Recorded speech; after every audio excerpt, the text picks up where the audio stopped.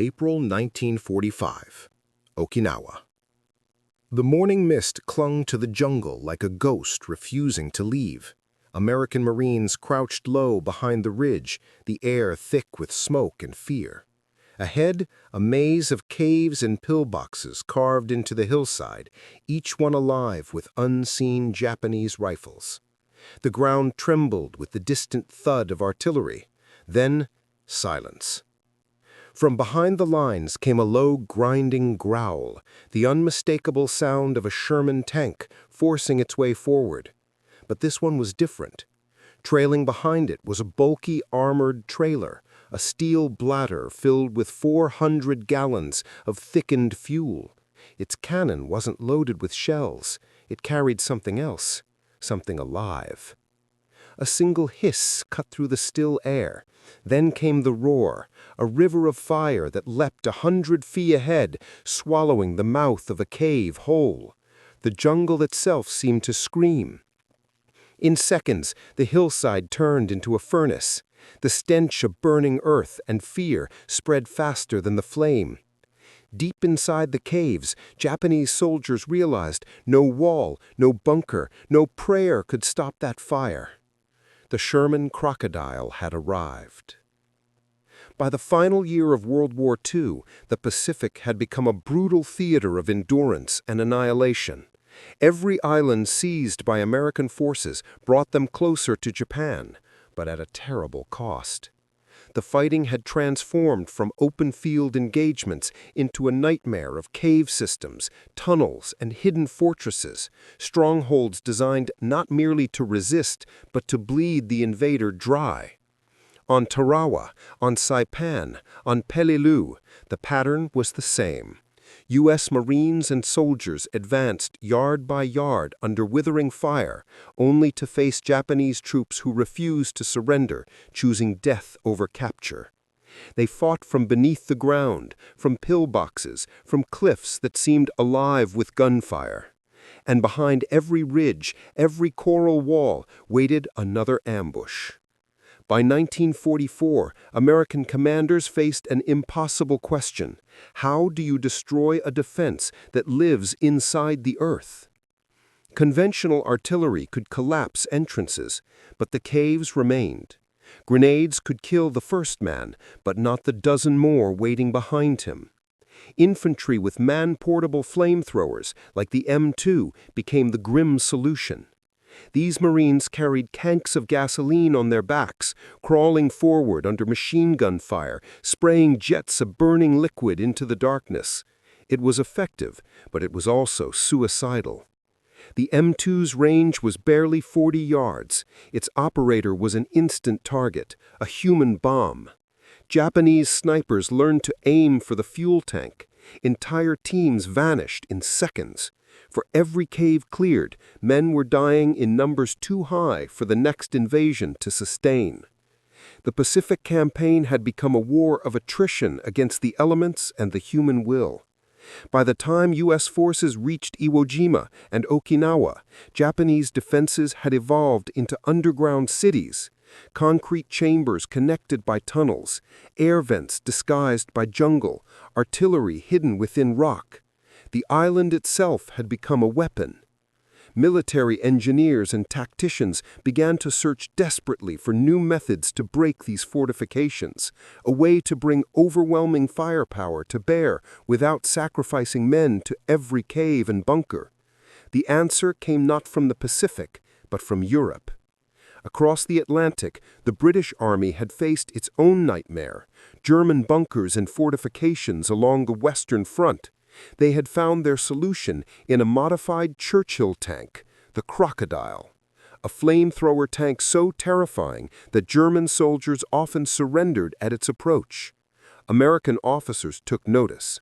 Reports from the British 79th Armored Division detailed how a single Crocodile could do the work of an entire infantry platoon, and with far fewer casualties. Its armored shell protected its crew, its flame projector could reach over 100 yards, and its trailer, a towed fuel tank, allowed continuous streams of fire that could sustain assault after assault. The idea was irresistible.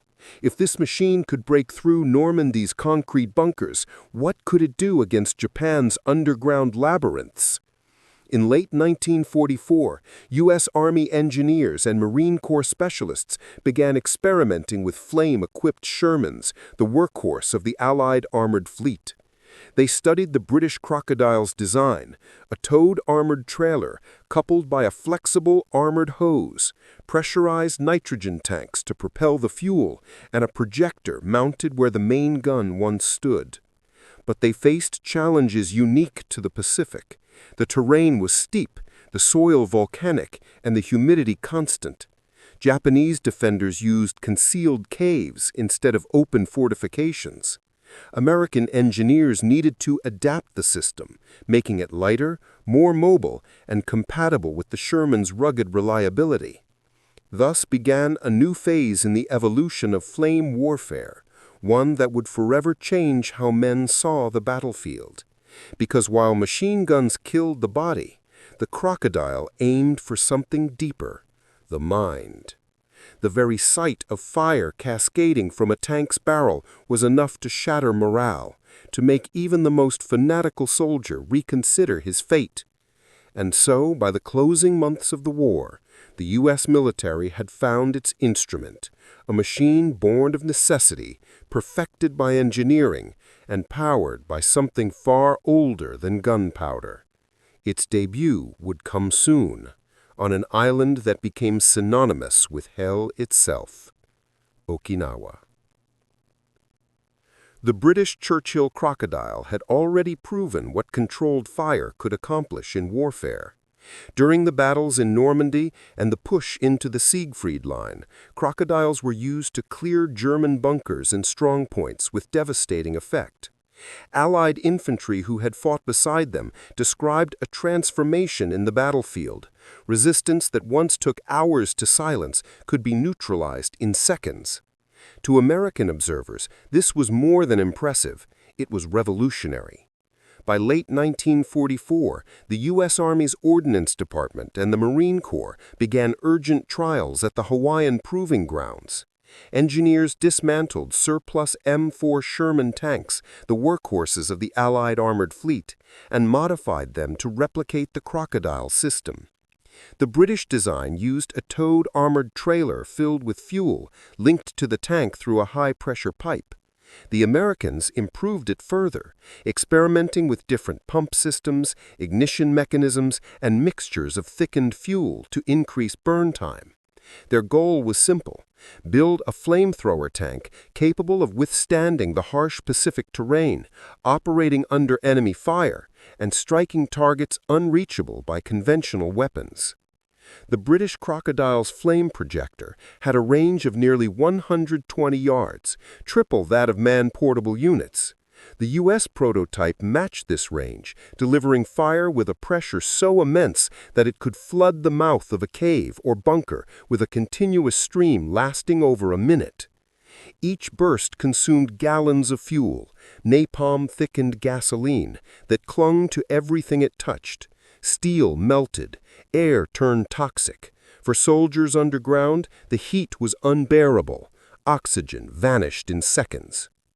To American tacticians, the Crocodile promised a solution to a grim arithmetic, saving hundreds of lives by using one tank to do what 100 men once had to die for.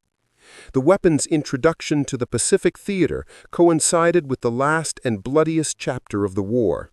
By 1945, the Allied advance had reached Okinawa, a heavily fortified island less than 400 miles from the Japanese mainland. It was the final stepping stone before an invasion of Japan itself. The Imperial Army had prepared for annihilation, turning every hill into a fortress. Caves were interconnected through tunnels and air vents. Some were dug deep into limestone ridges, invisible from the air.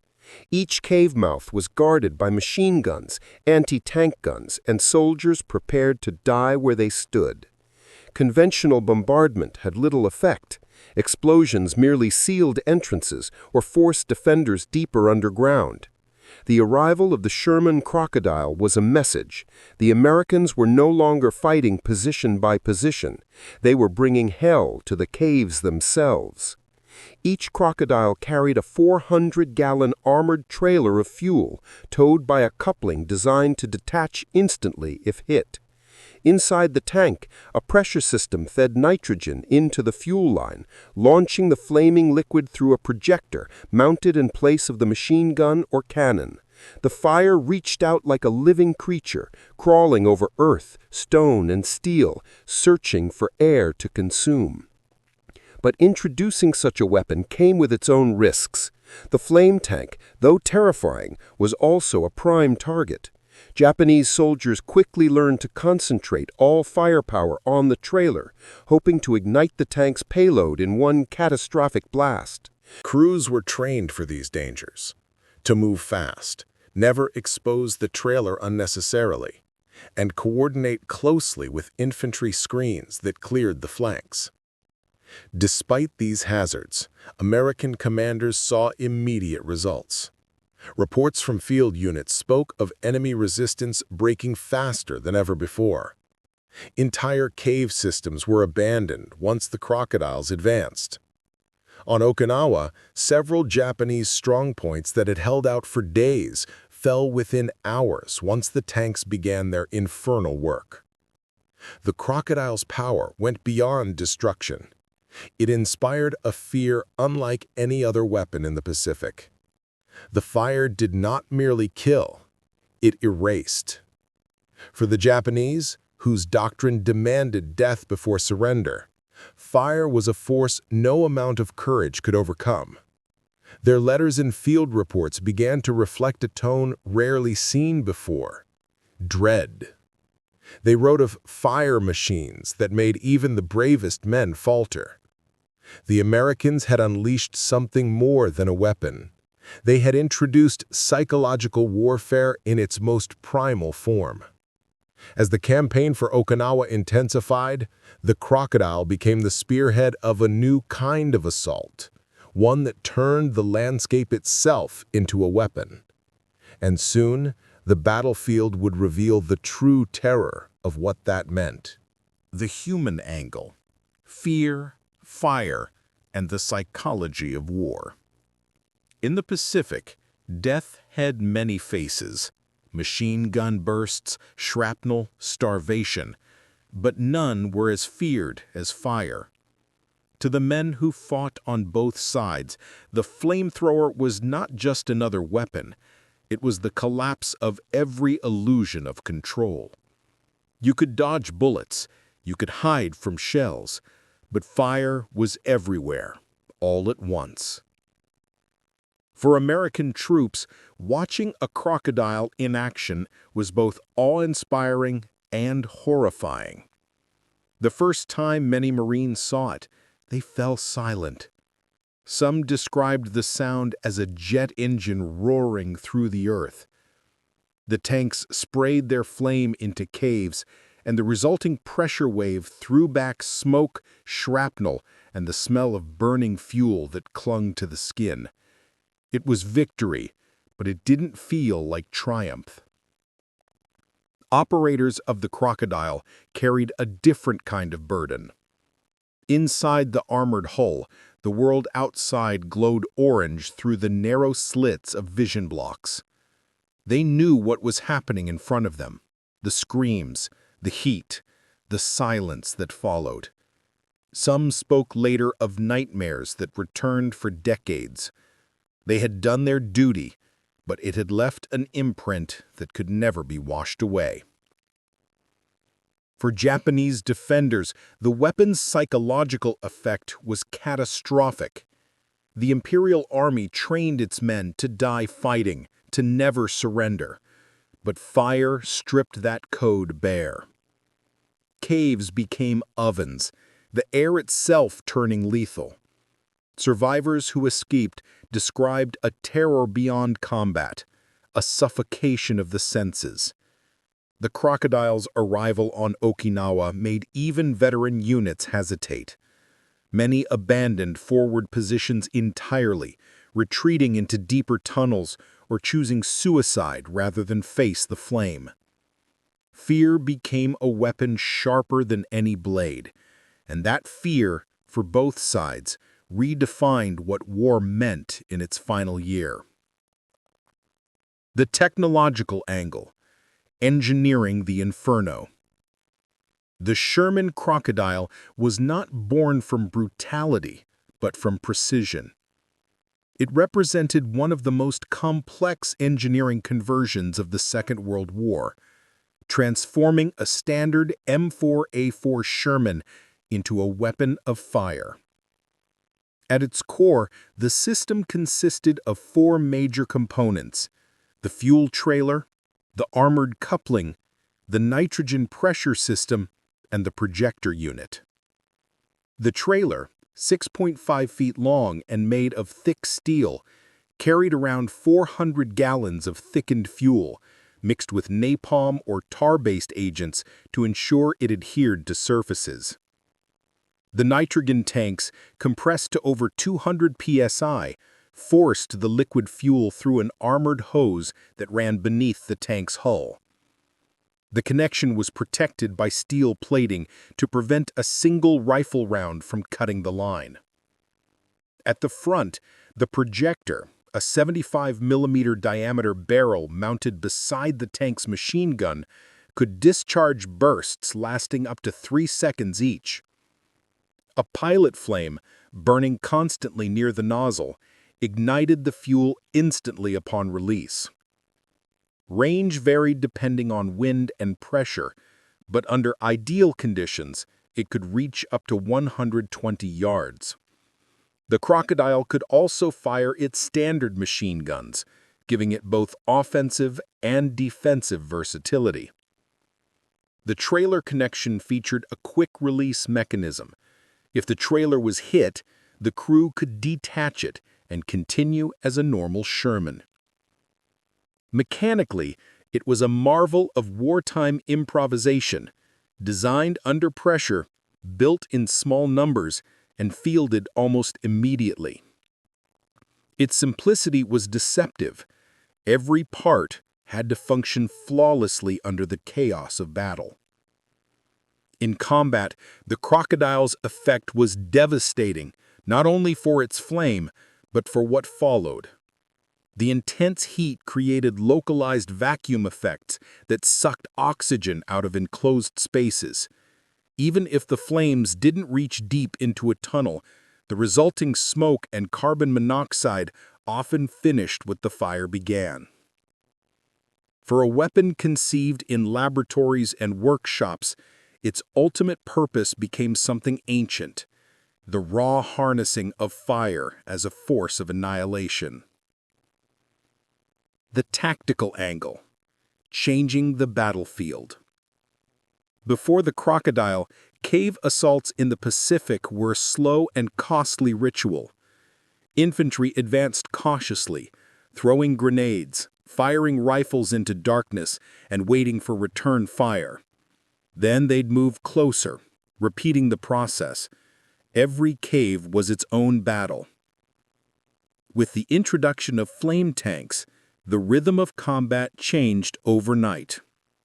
Now infantry no longer led, they followed. The Crocodile became the spearhead of combined arms assaults. Its role was to approach fortified caves, blast them with short bursts of fire, and then pull back as infantry swept in to clear what remained. The weapon's sheer range meant that it could neutralize strong points without exposing troops to machine gun crossfire. Commanders quickly learned that coordination was everything. Crocodiles operated in tandem with rifle squads, engineers, and artillery. Smoke cells concealed their advance. Infantry secured the flanks, preventing Japanese suicide teams from approaching the tank with explosives. Once the fire cleared a position, engineers would seal the cave with demolition charges to prevent reoccupation. The effect on overall tactics was profound. What once required hours now took minutes. The crocodile's psychological dominance broke the pattern of endless counterattacks. Even the most fortified hillsides fell in rapid succession. But success came at a moral price. Soldiers began referring to cave-clearing operations not as battles, but as burn jobs. The human element was slowly drained from the vocabulary of war. And in that moral void, the next question emerged, not about how the crocodile worked, but what it meant to use it.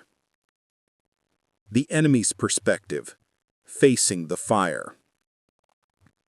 To understand the terror of the Sherman crocodile, one must see it through Japanese eyes. For soldiers of the Imperial Army, trained from childhood to believe that surrender was shameful and death was honorable, fear was a private thing, buried deep, never spoken aloud. But when the crocodiles arrived, silence broke. Captured diaries and post-war testimonies tell a story rarely heard, of men who had faced artillery, naval bombardment, and air raids, yet trembled at the thought of fire. One sergeant from Okinawa later wrote, "Bullets you can fight. Fire eats the earth itself." Inside their caves, Japanese troops prepared for long sieges.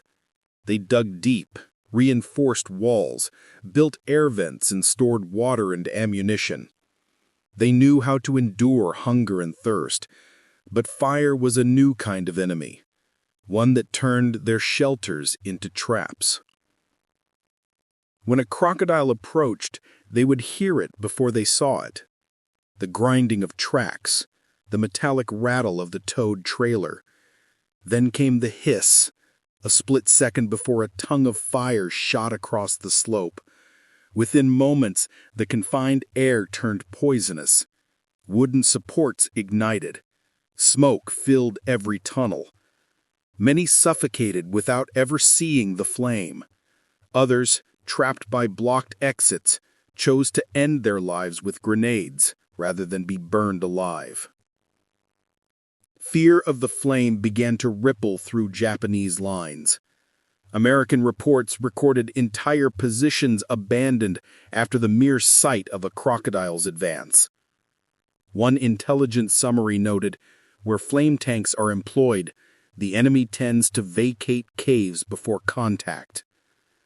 In a war where surrender was considered impossible, the crocodile forced something even deeper: psychological collapse. The leadership angle, calculating fire and morality. American military leadership faced a cold calculus in 1945. Each new island campaign cost thousands of lives. At Tarawa, nearly 3,000 Americans were killed in 3 days. On Iwo Jima, more than 26,000 casualties were recorded in 5 weeks. The crocodile offered a way to end battles faster, to save their own men at any moral cost. Generals like Simon Bolivar Buckner, Jr., commanding the 10th Army on Okinawa, saw flame tanks not as cruelty, but as necessity. "Every day this island stands," one of his staff officers wrote, "is another 1,000 American graves." To the men who ordered their use, the crocodile was a rational weapon, a means of breaking the suicidal resistance that no amount of artillery could crush. Yet, behind the numbers, doubts lingered. Even among U.S. troops, unease grew. Some engineers refused to operate flame tanks. Others, after battle, walked the blackened hills in silence, staring at what their machines had done. The leadership faced a paradox that has haunted military ethics ever since. How far should civilization go to defeat fanaticism? When does necessity become cruelty? Reports from Okinawa reached Washington, detailing the crocodile's unmatched effectiveness in clearing tunnels, but they also included grim statistics. Hundreds of Japanese soldiers incinerated in enclosed spaces, entire positions destroyed with all occupants inside. No survivors. No commanders were ever reprimanded, The war's logic overruled consciences. The United States was preparing for the invasion of Japan, an operation projected to cost 1 million Allied casualties. In that context, the crocodile seemed not horrific, but humane. If fire could prevent invasion, it was a mercy.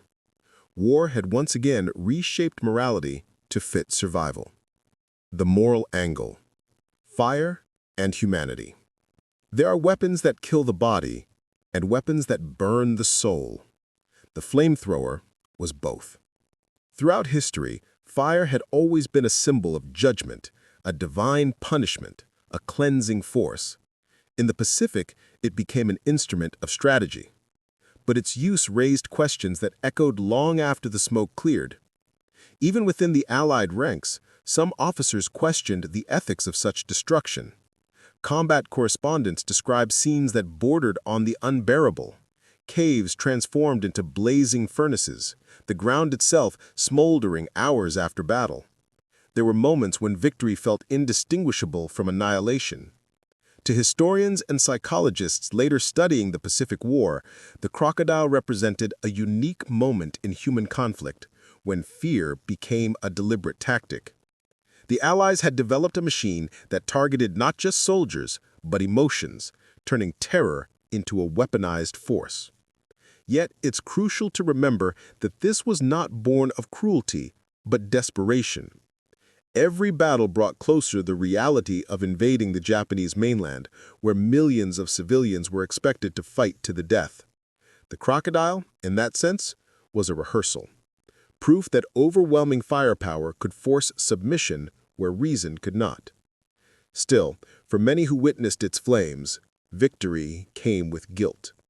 Marines spoke of watching the fire recede and seeing nothing left, no enemy, no movement, just silence. The crocodile ended battles, but it also erased them.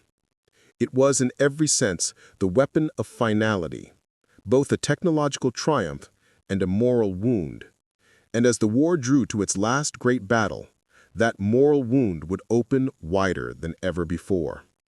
Because on Okinawa, the crocodile would face its greatest test against the most fanatical defense Imperial Japan had ever built. Okinawa, April 1945, the Island of Fire. The invasion of Okinawa began under dark clouds and restless seas. American troops landed on April 1, 1945, Easter Sunday, expecting another blood-soaked beachhead. Instead, the first days were eerily quiet. The Japanese had learned. They no longer defended the beaches. They waded inland, deep within the limestone ridges, in tunnels and caves that stretched for miles. The calm was an illusion. When U.S. forces reached the Shuri Line, a dense network of fortifications anchored on ridges and escarpments, the trap was sprung. Thousands of hidden guns erupted at once. Every hill seemed alive with fire. For weeks, the battle devolved into a grinding stalemate. Infantry advanced a few yards each day, only to be driven back by fanatical counterattacks. Machine guns, mortars, and snipers turned the landscape into a killing field. Rain turned trenches into rivers of mud. Commanders needed something that could burn the enemy out of his own fortress. That something was already waiting, armored, heavy, and patient. The Sherman Crocodiles were brought ashore. The 713th Flamethrower Tank Battalion, working alongside Marine divisions, began deploying its converted Shermans against the fortified hills of southern Okinawa. Their targets were the cave systems near Shuri Castle, where thousands of Japanese soldiers and even civilians were entrenched.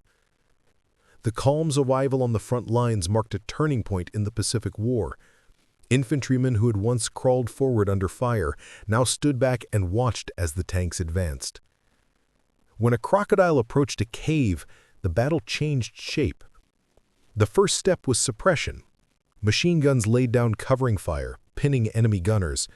Then the crocodile rolled forward, its trailer bumping over the rocks, its armored hose rattling like a steel serpent. The air was heavy with fuel and humidity. The crew lined up the nozzle. A hiss. A burst. Flames surged outward, twisting and rolling into the cave mouth, a living, roaring tide of heat and light. The flame reached deep, sucking oxygen from the tunnels, igniting everything it touched. Observers described the sight as the earth breathing fire. The flame's reflection turned the tank's armor orange. Smoke billowed in black pillars. The sound was deafening, not the sharp crack of explosions, but a continuous, hungry roar.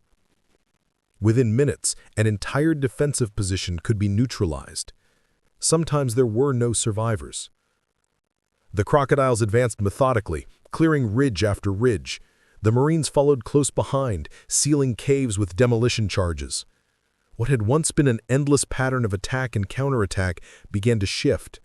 The Japanese lines, once unbreakable, began to fracture. But the weapon's power came at a cost. Every time a crocodile fired, it drew every Japanese gun in range. Anti-tank rounds screamed through the jungle. Snipers aimed for the fuel line. Suicide squads crawled through the mud, explosives in hand, trying to reach the trailer.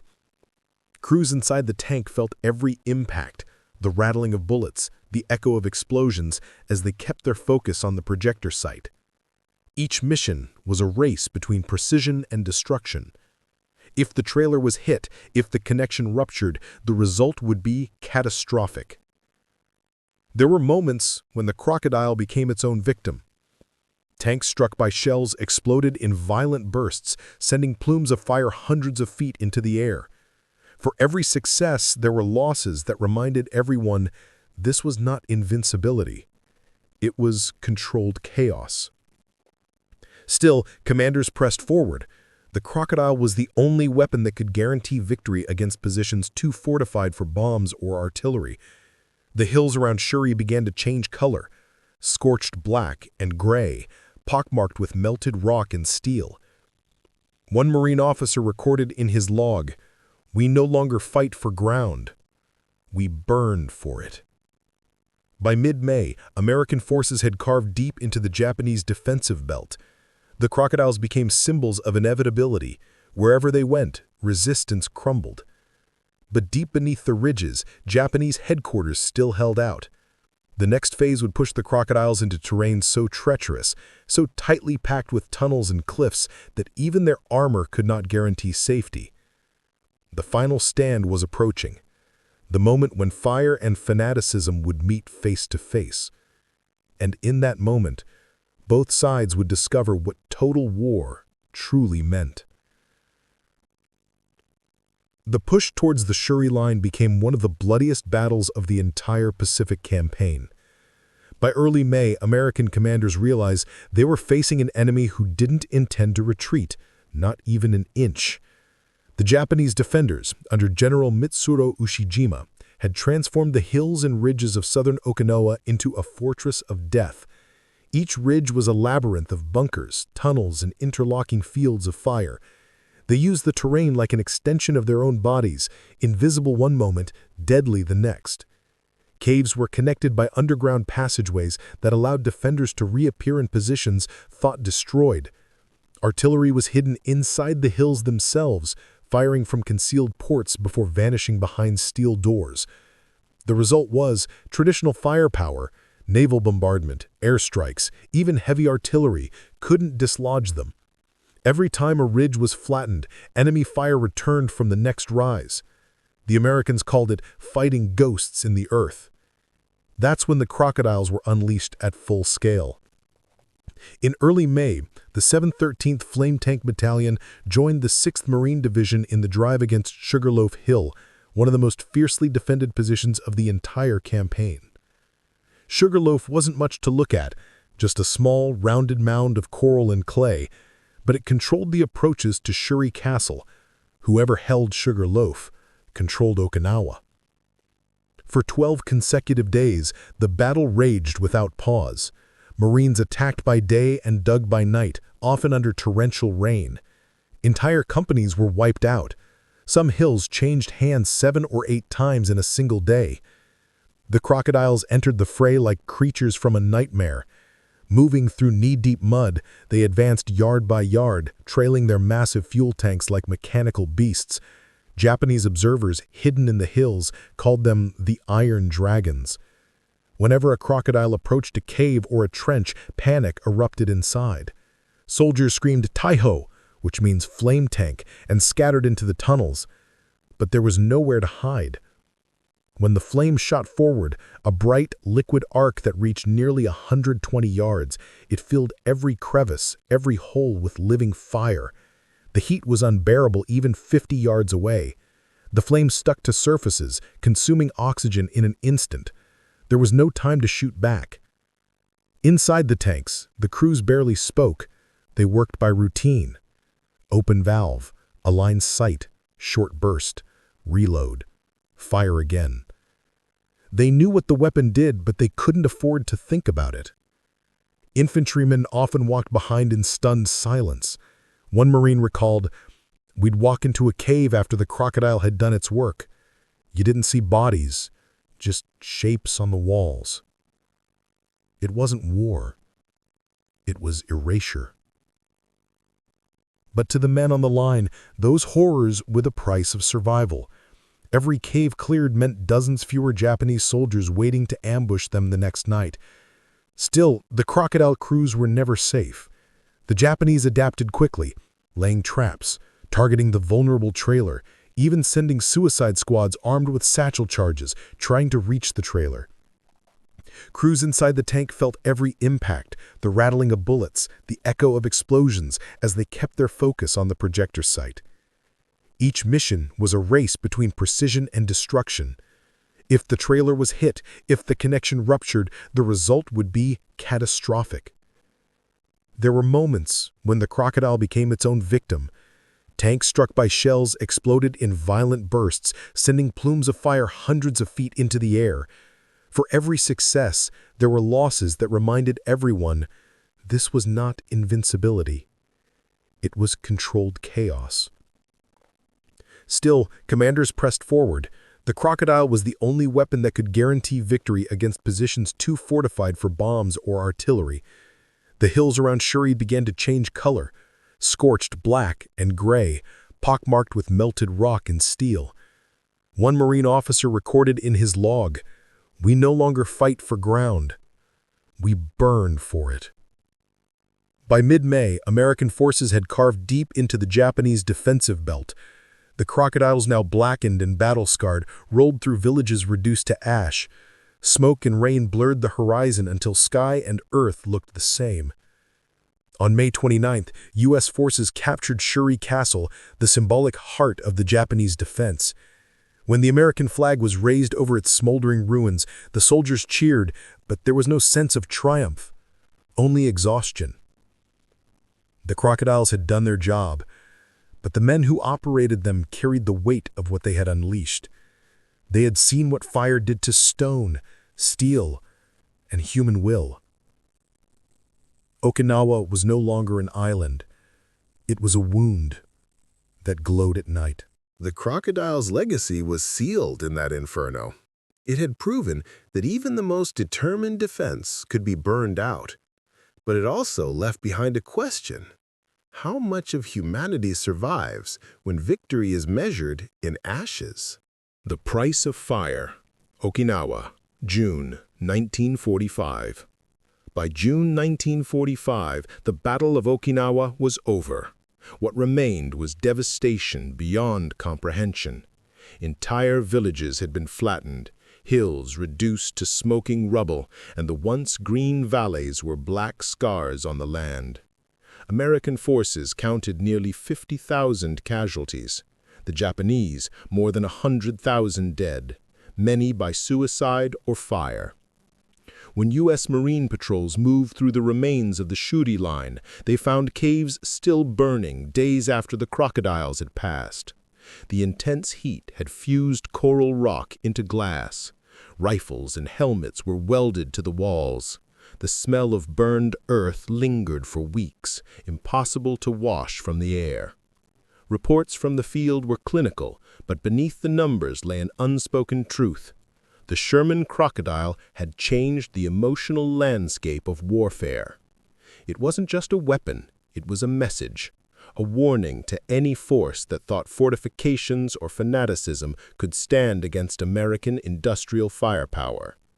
The effect on Japanese morale was catastrophic.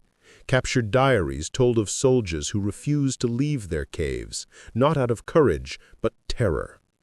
One entry found near Yonabaru read, "We are buried alive. There is no wind, no water. The air tastes like metal. They send fire into the earth. We can hear it breathing before it comes." Even Japanese officers began to question the old code of death before surrender. Some urged their men to die quickly to avoid being burned away. The crocodile had done what no speech, no leaflet, no propaganda could. It made the idea of resistance unbearable. For American troops, the psychological toll was equally deep. Tank crews spoke little of their missions. The sight of what the flame left behind haunted them. One crewman later said in an interview, "We told ourselves it was war, but some nights you'd dream about the caves. You'd see faces in the flame." Yet for all its horror, the weapon was brutally effective. The flame tanks cleared positions that had resisted weeks of bombardment in minutes. Analysts later concluded that without flamethrowers, Okinawa might have taken 2 more months and cost thousands more lives. Commanders filed reports recommending the continued integration of flame tanks for the upcoming invasion of Japan. Operation Downfall. Thousands of crocodiles and flame-armed Shermans were being prepared for the assault on Kyushu and Honshu. But the invasion never came. In August 1945, before the crocodiles could land again, 2 other weapons changed the course of history: the atomic bombs dropped on Hiroshima and Nagasaki. When Japan surrendered, the crocodiles remained parked on the beaches of Okinawa, silent and unused. Their flame trailers still half full, waiting for an invasion that never happened. In a sense, the fire had done its part. From the caves of Okinawa to the ashes of Hiroshima, Japan had seen the extremes of modern war, the fury of fire and the end of everything. Yet the Sherman Crocodile's shadow did not vanish. In the post-war years, its design influenced generations of flame weapons, from Korea to Vietnam. But as international conventions began to classify flamethrowers as inhumane, the crocodile became a relic of a darker era. Its roar was silenced, but its memory, the sound, the heat, the terror, lingered in every account of men who witnessed it. The battlefield had changed forever. Warfare had crossed from destruction into annihilation. And the crocodile, born in British labs and baptized in Pacific fire, stood as one of its most chilling symbols. But to truly understand its legacy, we must look beyond Okinawa, to what it meant for how nations, soldiers, and civilians saw the act of war itself. The legacy of fear and fire, 1945 to 1950s. In the months after Okinawa, Allied intelligence compiled field reports from across the Pacific and Europe. One pattern stood out. Wherever flamethrowers had been deployed, from Normandy's hedgerows to Iwo Jim's caves, resistance had collapsed faster. Not always because of physical destruction, but because of psychological domination. The Sherman Crocodile became a symbol of that dominance. Its terrifying presence, the hiss before ignition, the thunder of expelled fuel, the impossible brightness burned into the memories of friend and foe alike. Military historians would later describe it as a weapon of fear more than fire. But the crocodile's legacy was complicated. Inside Allied ranks, opinions divided sharply. Many frontline troops saw it as a necessary evil, a weapon that saved lives by ending stalemates. Commanders praised its effectiveness against dug-in defenses that conventional arms could never breach. But others, particularly medics and chaplains, called it the most inhuman instrument ever fielded. A 1946 medical report from the U.S. Army noted, "Victims of flame weapons do not die instantly. The weapon consumes air before it consumes flesh." These words, stripped of emotion, could not convey what the crews had witnessed firsthand: the screams echoing from tunnels, the fire's reflection in the eyes of those who survived it. As post-war tribunals examined the ethics of warfare, flamethrowers faced moral scrutiny. The Geneva Conventions of 1949 would later debate, though never fully ban, their use. But international pressure and public revulsion slowly pushed flame weapons out of favor. Still, for military engineers, the Crocodile had proven a critical concept: area denial through flame projection. Its success spurred new research into controlled incendiary systems, napalm delivery, air-dropped firebombs, and later thermobaric explosives. The idea was simple: dominate not just space, but emotion. Make the enemy fear existence itself. In the Pacific, surviving Japanese soldiers who returned home spoke of the Crocodile in hushed tones. Some described it as hell's machine. Others refused to talk about it at all. For them, the flame had burned more than skin. It had scorched identity, honor, and belief.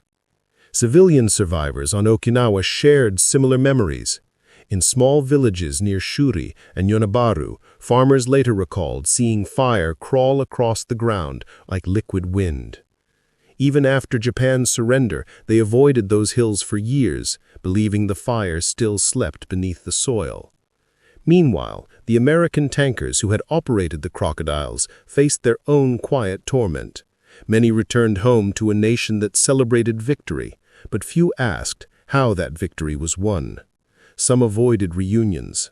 Others drank heavily or refused to speak about their missions altogether. In an oral history recorded decades later, one Crocodile operator said, "I never saw their faces, only the fire. And sometimes, in the dark, I still see it." By the 1950s, most Sherman Crocodiles had been scrapped or sold for parts. A few remained in museums, cold, silent, stripped of their trailers.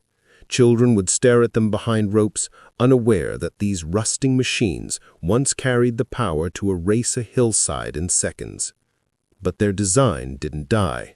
Flame tanks appeared again in Korea, and decades later in Vietnam, where napalm jets carried the same philosophy the Crocodile had pioneered. It had taught armies that terror could be engineered.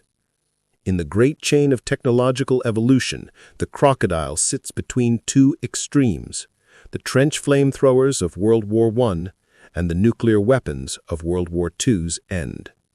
Both aimed to end war faster by making it unbearable. Okinawa proved the principle worked. The Crocodile's flame didn't just burn caves. It burned away illusions about honor, about endurance, about the limits of human warfare. And as the world rebuilt itself from the ashes of 1945, the question remained: had victory justified the fire, or had the fire consumed victory itself? The answer, like the smoke of Okinawa, would linger for generations. Echoes of fire. The story of the Sherman Crocodile is not merely the story of a tank. It is the story of a moment in history when humanity looked into the heart of fire and chose to wield it. On the battlefield, the Crocodile was unstoppable. It conquered caves, shattered defenses, and broke the will of armies that refused to surrender. But its true impact reached far beyond the ridgelines of Okinawa or the beaches of Normandy. It changed how nations, soldiers, and civilians understood the cost of victory. War had already been brutal, but the Crocodile revealed something different: that technology could turn fear itself into a weapon. No ideology, no courage, no concrete bunker could stand against a torrent of flame. The message was unmistakable. Survival now depended not on bravery, but on who could harness destruction more completely. After the war, when nations gathered to rebuild, that same logic guided the creation of nuclear weapons. The crocodile had burned caves. The bomb would burn cities. Both were designed to make resistance impossible, to force peace through terror. And so, the crocodile stands as a symbol of transition. From the steel and mud of the Second World War to the atomic age that followed, it marks the point where human ingenuity crossed a moral boundary. Those who built it called it progress. Those who faced it called it hell.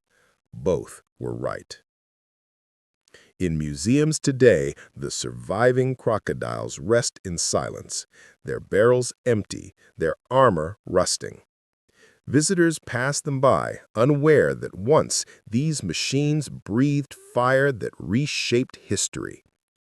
If you listen closely in those quiet halls, you might almost hear it, the hiss before ignition, the breath of flame, the sound of a world learning how far it was willing to go to win. The Sherman Crocodile ended battles, but it also forced humanity to ask a question it has never truly answered. Can victory, born in fire, ever be called peace? And as long as that question remains, the crocodile's fire still burns, not on battlefields, but in our conscience.